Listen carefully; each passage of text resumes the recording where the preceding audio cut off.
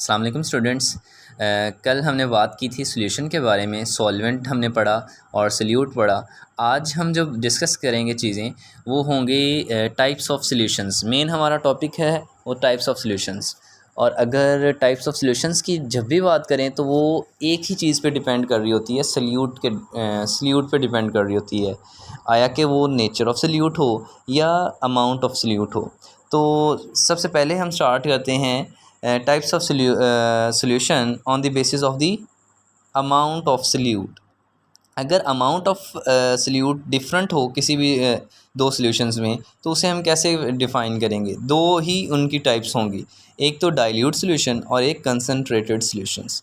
अगर सॉल्यूट की मिकदार अमाउंट उसकी ज़्यादा हो जाए तो वो क्या हो जाएगा, हमारे पास कंसनट्रेटेड, गाढ़ा हो जाएगा, ठीक है।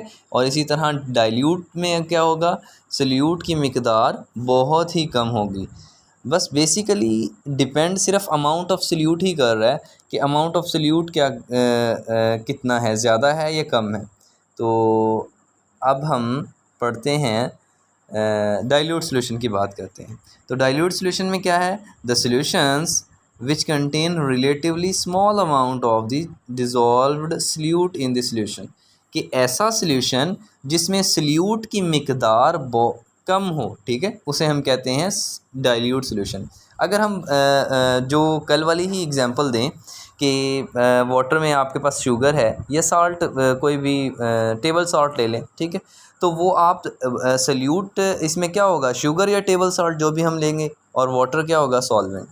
अब शुगर अगर थोड़ी सी हम ऐड करें तो वो बहुत ही पतला सा सॉल्यूशन, डाइल्यूट सा सॉल्यूशन बनेगा। जबकि हम जो शुगर है वो ऐड करते जाएं तो क्या होता जाएगा, कंसनट्रेटेड हो जाता जाएगा, उसमें सॉल्यूट की अमाउंट बढ़ती जाएगी, तो वो हमारे पास क्या होता जाएगा, कंसनट्रेटेड हो जाता जाएगा। The solutions which contain relatively large amount of solute, उसे हम क्या कहेंगे, कंसनट्रेटेड सॉल्यूशंस। तो यही इनमें डिफरेंस है। और हमारे पास नेक्स्ट अगर हम बात करें तो टाइप्स ऑफ जो हैं, types of solution on the basis of nature of the solute, nature of the solute and solvent. तो इन दोनों की नेचर्स पे डिपेंड कर रहे होते हैं।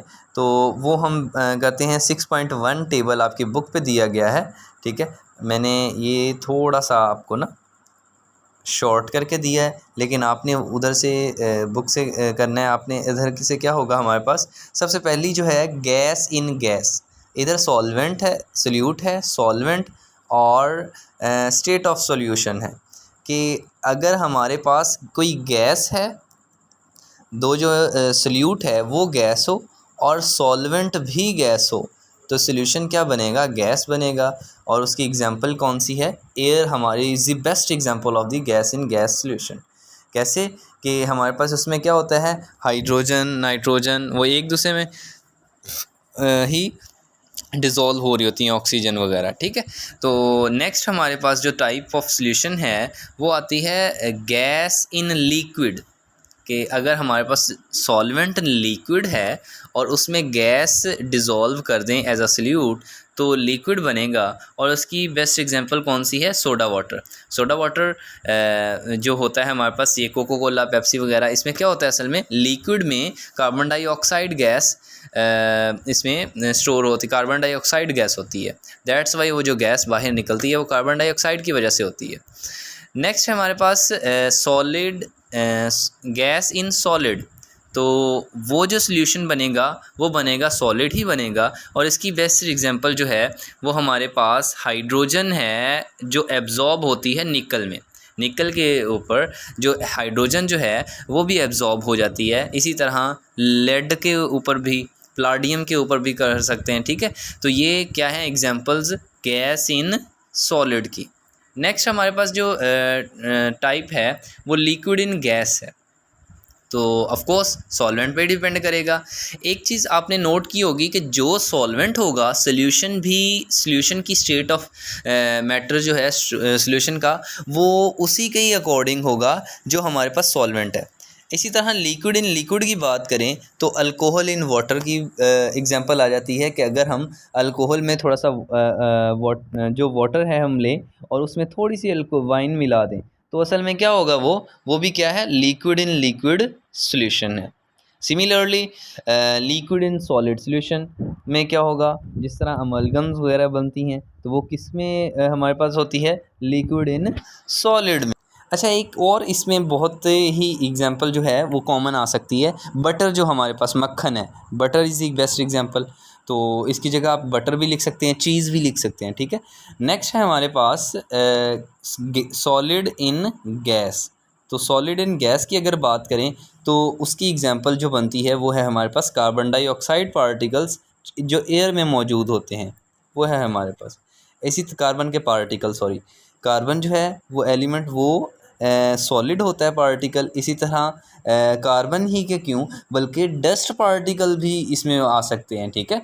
तो ये हमारे पास आ जाएगा सॉलिड इन गैस। इसी तरह नेक्स्ट है हमारे पास solid in liquid. Solid in liquid में क्या होगा हमारे पास कि सॉलिड इन लिक्विड में लिक्विड तो सॉल्यूशन हो जाएगा, जिस तरह शुगर इन वाटर जो हम एग्जांपल दिए जा रहे हैं बार बार। नेक्स्ट है हमारे पास सॉलिड इन सॉलिड की बात करें तो वो सॉल्यूशन तो सॉलिड होगा, और alloys are the best example of solutions. अब एक और चीज़ है कि अलॉय के याद रखना है आपने कि अलॉय जो होती है वो असल में सॉल्यूशन ही होती है। क्यों? क्योंकि उनमें भी क्या होती हैं असल में मेटल्स जो हैं दो या दो से ज़्यादा मिलके बनाती हैं अलॉय, तो वो भी असल में मिक्सचर होता है होमोजेनियस, दैट्स वाई वो सॉल्यूशन ही काउंट किया जाता है, ठीक है। नेक्स्ट एक और चीज़ आपने करनी है कि एक शॉर्ट क्वेश्चन इसमें आ जाता होता है कि water is a universal solvent, कि वाटर यूनिवर्सल सॉल्वेंट क्यों है, Y water is a universal solvent. तो इसका क्या है, क्योंकि जो वाटर होता है वो यूनिवर्सल सॉल्वेंट इसलिए माना जाता है क्योंकि बहुत सारी चीज़ें जो हैं इसमें डिज़ोल्व हो जाती हैं। ये एज अ सॉल्वेंट बहुत ज़्यादा यूज़ हो सकता है। ये अपनी पोलैरिटी और हाइड्रोजन बॉन्डिंग की वजह से बहुत ही ज़्यादा यूज़ हो सकता है। नेक्स्ट चैप्टर में हम पढ़ेंगे भी इसके बारे में, डिटेल इसके बारे में कॉन्सेप्ट है। तो ये था हमारा आज का टॉपिक। अल्लाह हाफिज़ जी।